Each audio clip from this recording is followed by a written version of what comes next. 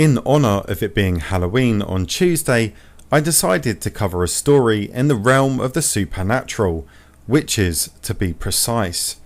The Salem witch trials occurred in colonial Massachusetts between 1692 and 1693. More than 200 people were accused of practicing witchcraft, also known back then as the devil's magic. A total of 20 completely innocent people were executed, all but one of them by hanging. Eventually, the colony admitted the trials were a mistake and compensated the families of those convicted. But we must ask ourselves, what on earth convinced the court of Salem to execute so many people? What evidence did they have that would lead them to pass the most severe punishment that could be handed down? Well, it might just be a certain little fungus that caused the most famous witch hunt of all time.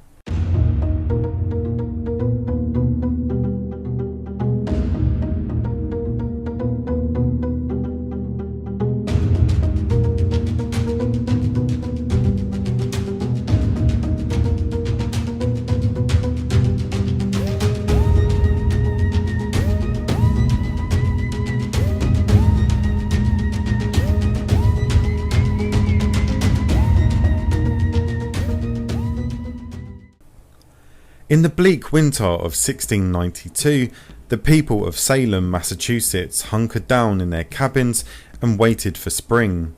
It was a grim time. There was no fresh food or vegetables, just dried meat and roots to eat. Their mainstay was the coarse bread they baked from the rye grain harvested in the fall. Shortly before the new year, the madness began.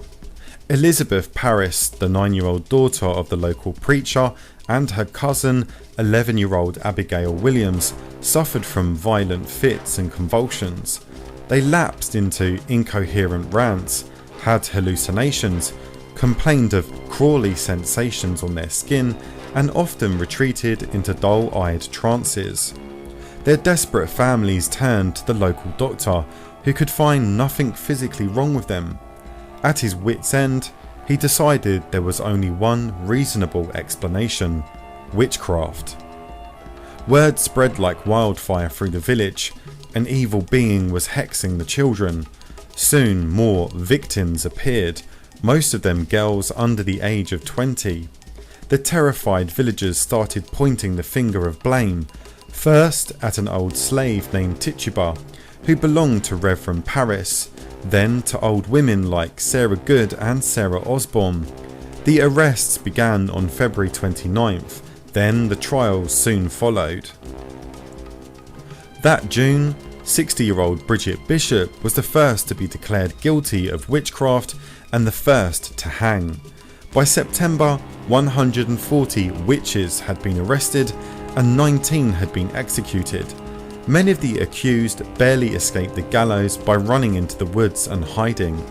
Then, sometime over the summer, the demonic fit stopped and the frenzy of accusation and counter-accusation stopped with them. As passions cooled, the villagers tried to put their community back together again.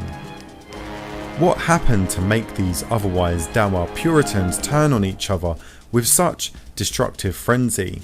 Over the centuries, several theories have been put forth, from the Freudian, that the witch hunt was the result of hysterical tension resulting from centuries of sexual repression, to the exploitive, that it was fabricated as an excuse for a land grab. The farms and homes of all the victims and many of the accused were confiscated and redistributed to other members of the community. But researchers had never been able to find real evidence to support these theories. Then, in the 1970s, a college student in California made a deduction that seemed to explain everything. Linda Caporal, a psychology major at UC Santa Barbara, was told to choose a subject for a term paper in her American history course. Having just seen a production of Arthur Miller's play, The Crucible, which is a fictional account of the Salem trials, she decided to write about the witch hunt. As I began researching, she later recalled, I had one of those aha experiences. The author of one of her sources said, He remained at a loss to explain the hallucinations of the villagers of Salem. It was the word hallucinations that made everything click, said Caporal.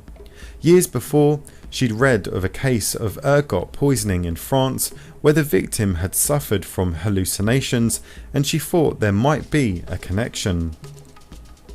Ergot is a fungus that infects rye, a grain more commonly used in past centuries to bake bread than it is today. One of the byproducts present in ergot-infected grain is ergotamine, which is related to LSD.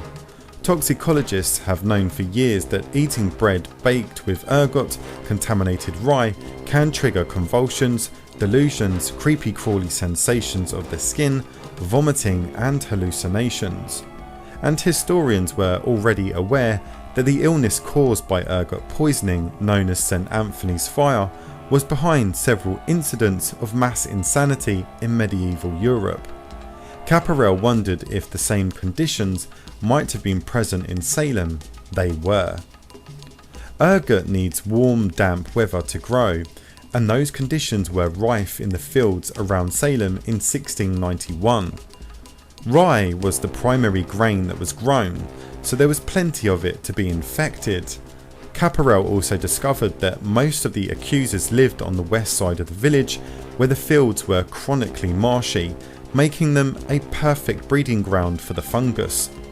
The crop harvested in the fall of 1691 would have been baked and eaten during the following winter, which was when the fits of madness began. However, the next summer was unusually dry, which could explain the sudden drop in the bewitchments. No ergot, no madness. Caporal continued to research her theory as she pursued her PhD, publishing her findings in 1976 in the journal Science, which brought her support from the scientific community and attention from the news media. Caporal had been careful to say that her theory only accounts for the initial cause of the Salem witch hunts. As the frenzy grew in scope and consequence, she's convinced that the actual sequence of events probably included not only real moments of mass hysteria, but also some overreacting on the part of the accusers, motivated as much by fear of being accused themselves as by any actual malice toward the accused. So what do you make of the theory of ergot fungus being ultimately responsible for the distressing events that unfolded during and after the Salem witch trials? Do you believe that this fungus was indeed to blame after all these centuries? Or do you think it could be caused by one of the other many theories put forward, including encephalitis or something known as Jimson weed, which grows in the wild in Massachusetts and is known to cause hallucinations when ingested? Whatever the real cause for the trials may never be known, but at least we can look back on this regrettable moment in history and learn from their mistakes. It has been used in political rhetoric and popular literature as a vivid cautionary tale about the dangers of isolationism, religious extremism, false accusations and lapses in due process. Well kids, all that's left for me is to wish you all a spooky Halloween. If you enjoyed this video, please give it a thumbs up, and if you're new to my channel, why not subscribe so you don't miss the next exciting episode of Strangeries. Thanks for watching.